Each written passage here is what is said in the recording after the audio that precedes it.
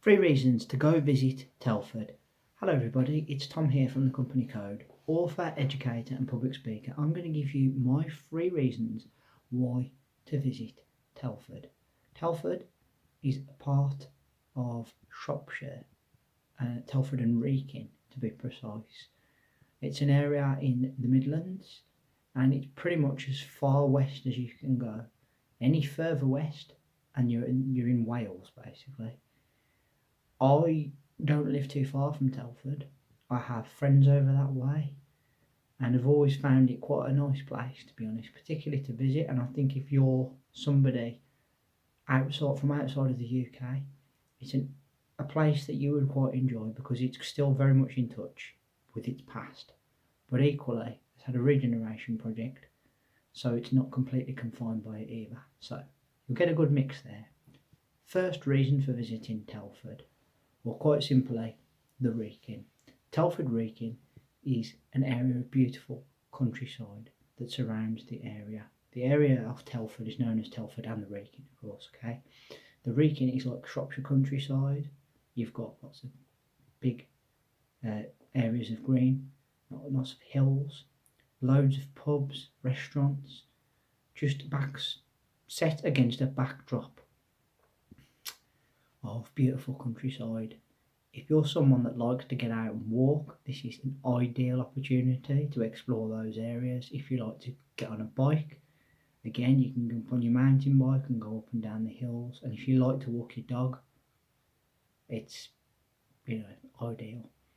If you've got a young family and you want to visit in the summertime, you can go and take your children and your partner, just you and your partner, and have a picnic up there. It's a really beautiful place and quite well respected and known by anyone else in the local area. So there's plenty of outdoor green space to explore, which will make it a very natural, picturesque vibe for you to enjoy, really. Okay. Second reason, well, quite simply, Telford as an area originally was very much industrial powerhouse in the West Midlands. In fact, Telford itself is Thomas Telford. It's the name of the man that the town's named after. And there is a well-known area of Telford by the name of Ironbridge. And Ironbridge is known for its ironworks in the Industrial Revolution of the 1800s, like the 19th century. If you get to go to Telford, this area is still in touch with that heritage, very much so. There's a lot of remnants of the past there. So if you like your history, Telford is going to be right up your street. They really celebrate their history there in Telford, but not to the point where as they're living in the past. They've embraced, as I said, a regeneration, and there's some very nice parts of the area, but the actual history behind what made that place its own is still there for all the world to see. So you've got a steam railway. I'm talking like an old-fashioned steam railway. Now again, if you've got a young family, like particularly young boys maybe, going on a train or just an experience of you and your partner on an old-fashioned steam railway is something that you won't find very, very commonly throughout the rest of the country. I know a bit other parts of the country do it, but it's quite a nice thing to visit. And like in this area, as I said, they really do celebrate their heritage, which I really like, quite frankly. I think it's a great thing to not forget where you've come from, even if it is hundreds of years in the past. That's quite a nice part of it. Third and final reason, Weston Park. Now, Weston Park is actually a large mansion and area that is actually owned partly, or was, by a member of the royal family. Yes, the Queen's cousin, one of the Queen's cousins, I believe, used to own the mansion there. They used to have a music festival there every year. That's the V Festival, so the Virgin Media Festival. It stopped now, stopped a few years ago. I happened to partake a few years back, a very long time ago, I may add. I was half my age now. That's showing my age here. But anyway, yeah, as an area, really, really beautiful. As I said again, like it's a house, a mansion, 17th century mansion with all the real fine decor.